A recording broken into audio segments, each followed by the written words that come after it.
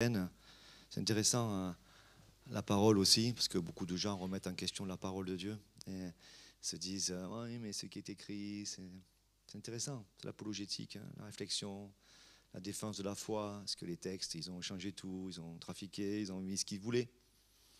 Ben non, en vérité, quand on s'y intéresse, et tous ceux qui s'y sont intéressés à la parole de Dieu, avec une foi, en tout cas avec une démarche sincère, même pas sans foi, avec une démarche sincère, honnête et scientifique, ont réalisé que la parole de Dieu, ça tenait la route. La Bible, ça tenait la route. Qu'ils l'appellent la Bible, qu'ils l'appellent la parole de Dieu, qu'ils l'appellent des manuscrits trouvés dans des grottes à Qumran, qu'ils l'appellent comme ils veulent, mais ceux qui sont honnêtes et qui sont dans la recherche de ce que Dieu dit, ont trouvé ce que la parole de Dieu dit. Et Ésaïe, donc c'est 700, 800 ans avant la venue de Jésus-Christ. Et juste pensons à ça, la Pâque était prévue, la croix était prévue, le salut pour l'humanité était prévu. Déjà le salut avait été donné, proposé à un peuple. Mais le salut avait un objectif bien plus grand. Et je voudrais le faire de manière individuelle, mais le salut, il allait au-delà du peuple hébreu, il allait vers toi. Dieu est intéressé par toi. Et regardez ces passages d'Ésaïe 53, et je prendrai deux versets d'Ésaïe 53 et un verset d'Ésaïe 57. Donc le chapitre 53, notez, vous les lirez tranquillement à la maison. Une introduction, c'est juste pour amener qu'on se dirige nos pensées vers la parole et qu'on cherche Dieu. Après, il y aura un message. Mais Ésaïe 53, verset 5. Donc vous avez la période, hein, c'est bien avant. Mais il était blessé pour nos péchés. Donc on comprend de suite aujourd'hui pour nous, on comprend de suite de qui il est question. Hein. Mais il était blessé pour nos péchés, brisé pour nos iniquités. Le châtiment qui nous donne la paix est tombé sur lui. Et c'est par ses meurtrissures que nous sommes guéris. Il a plu à l'Éternel de le briser par la souffrance. Et juste pensons à ça. Des choses simples, mais pour l'humanité c'est compliqué quand même.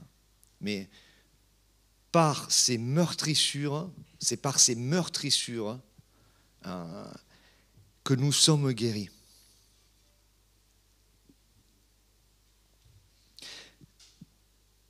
Par moment, on ressent un peu ça. Par certaines meurtrissures, il y a des guérisons qui se passent. Pas que chez nous.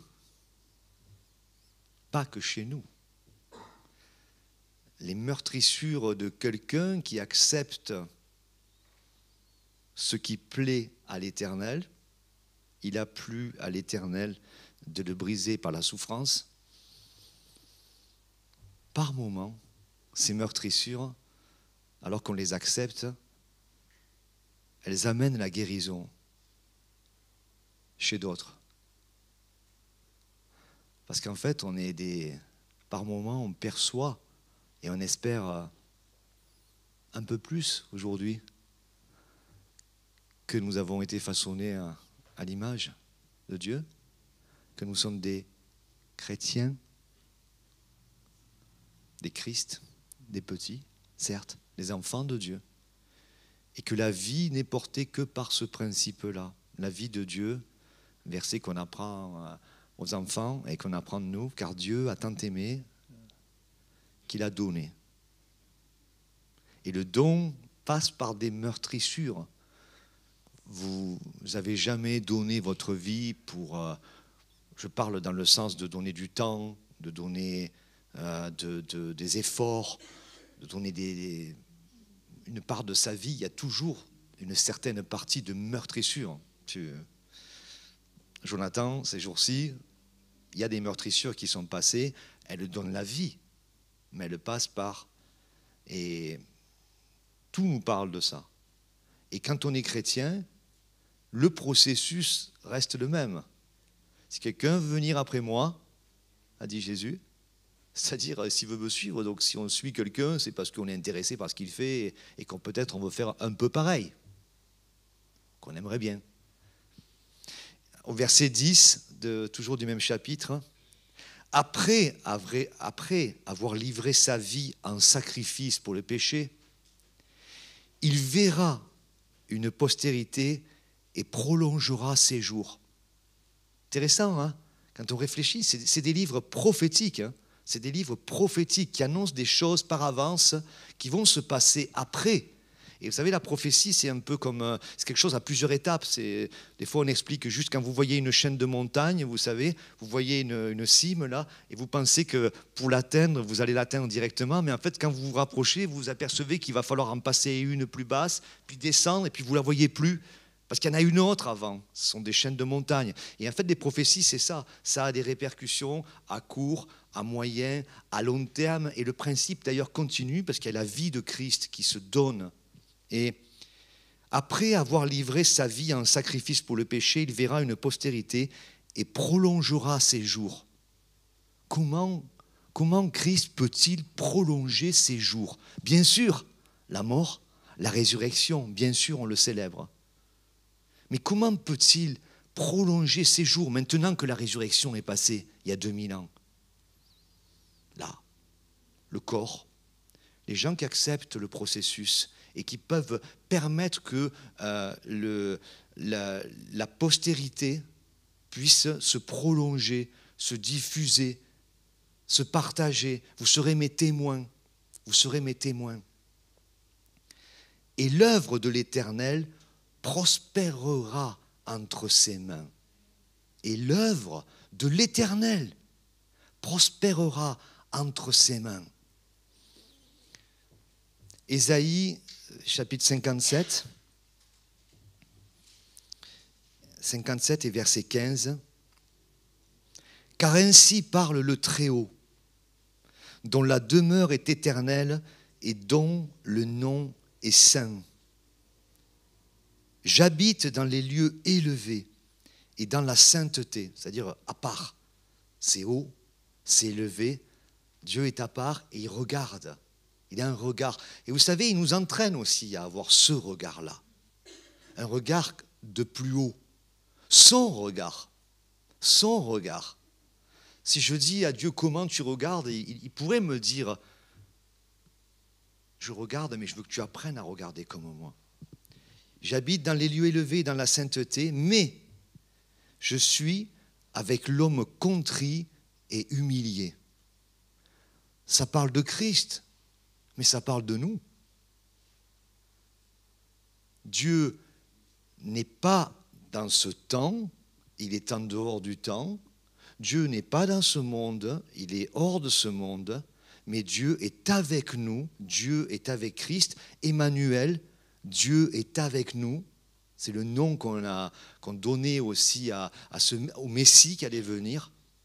Mais je suis avec l'homme contrit, humilié. Et ces mots sont puissants, hein, si vous les regardez dans l'hébreu. Ça parle d'abattement, d'être écrasé, foulé, opprimé, brisé, humilié. Ça parle de se laisser briser. On retrouve l'histoire des meurtrissures. Ça parle de poussière. Et la poussière, c'est quelque chose qui tombe bas. Mais je suis avec l'homme qui est comme ça, qui laisse faire ce processus-là. Contrit et humilié. Humilié, bibliquement, et humilité, c'est pareil. Beaucoup de croyants pensent que d'être humilié par les situations de la vie feront l'humilité. Je vous assure, ce n'est pas certain. Les situations de la vie sont là pour amener une certaine humiliation, mais pour amener de l'humilité, de se reconnaître qu'on est bien petit. Aujourd'hui, on est là, demain, on n'est plus là. Aujourd'hui, on est bien, demain, on n'est plus bien. Aujourd'hui, on a un travail, demain, on n'en a plus. Et vice-versa. Aujourd'hui, on est mal, demain, on est bien. Aujourd'hui, on est pauvre, demain, on est riche. Aujourd'hui, on est seul, demain, on est deux. Ou on a un corps. Mais on dépend vraiment de peu de choses. De peu de choses. Et l'homme contrit et humilié, humilité, même famille dans la Bible, mais pas toujours pour les êtres humains. D'où les gens vont dire, en ce moment j'ai des épreuves, c'est ma croix. Je vous assure, ce n'est pas ça la définition de la croix. La définition de la croix, ce n'est pas parce que j'ai mal au ventre, et peut-être vous avez, ou j'ai des problèmes de couple, et c'est ma croix. C'est bien plus profond que ça. C'est bien plus puissant, c'est bien plus, ça a une visée bien plus haute, la croix, que ça. On l'a lu. Mais je suis avec l'homme contrit et humilié, et là, pour terminer, afin de ranimer les esprits humiliés, afin de ranimer les cœurs contrits. De ranimer. On le comprend, nous, le mot ranimer. Hein. Personne n'aime cet endroit, la réanimation. Hein. Il faut ranimer quelqu'un, les premiers secours, massage cardiaque, défibrillateur. Certains ont fait des formations premiers secours, vous savez. Et puis il y a un service carrément dans les hôpitaux, vous savez, où on garde les gens pendant des jours. J'ai un ami précieux là qui avec la maladie du Covid est resté en réanimation pendant des semaines, vous savez. Pour revenir de ça, pour revenir de cette poussière là, de cette mort, tu sais. Et ma vie, des fois, je reste en réanimation. Je suis mourant, tu sais, dans ma vie, quoi. Parce qu'il y a les meurtrissures, il y a tout ça. Mais moi, je ne veux pas laisser faire. Je vais m'en sortir, moi. Je vais y arriver, je vais m'en sortir, parce que je suis fort. Parce que c'est pas juste, parce que c'est sa faute. Et vous savez toute la liste des choses possibles. Mais il reste une autre possibilité, mais je suis. Je suis. Et c'est intéressant, parce que le message, je pensais, c'était... jeudi, j'avais pensé à quelque chose, mais du coup, le message, il a changé un peu. Mais vous savez, Christ a dit, quand je serai élevé, j'élèverai les hommes à moi. Gardons bien la position de où est Christ, où est Dieu. Hein, vous savez, il est en haut. C'est de là. Ne le cherchez pas là, hein, ne le cherchez pas là. Vous voyez ce que je veux dire? Ne le cherchez pas là. Il n'est pas là, hein, il n'est pas là. Hein. Oh non, il n'est pas là, non. Il n'est pas là. Non, il n'est pas là. Il n'est pas là. Il est là. Il est haut. Et en fait, vous voyez, comme dans le désert, il y a eu le serpent d'airain. Vous savez, ils ont été meurtris. Et ils ont dit, il faut lever la tête. Je lève les yeux vers les montagnes. C'est de là que va venir le secours. Mais nous, on cherche Dieu. Il est où? On nous a appris tellement. Vous savez, les 17e, 18e siècle, là, on était là. C'était nous. C'était nous. Voilà. Non, il est... Et en fait, quand Christ est élevé dans nos vies, il nous attire à lui. Quand j'aurai été élevé, j'attirerai des hommes à moi. C'est pour ça qu'il faut l'élever. Et vous allez voir que la poussière, on va être réanimé. Le massage cardiaque, il va être rapide. Je vous donnerai un cœur nouveau, je vous donnerai un esprit nouveau. Je mettrai en vous un cœur de chair face à ces cœurs de pierre durs. Dur, je vais m'en sortir, dur. Quand ça va s'arrêter? Pas encore.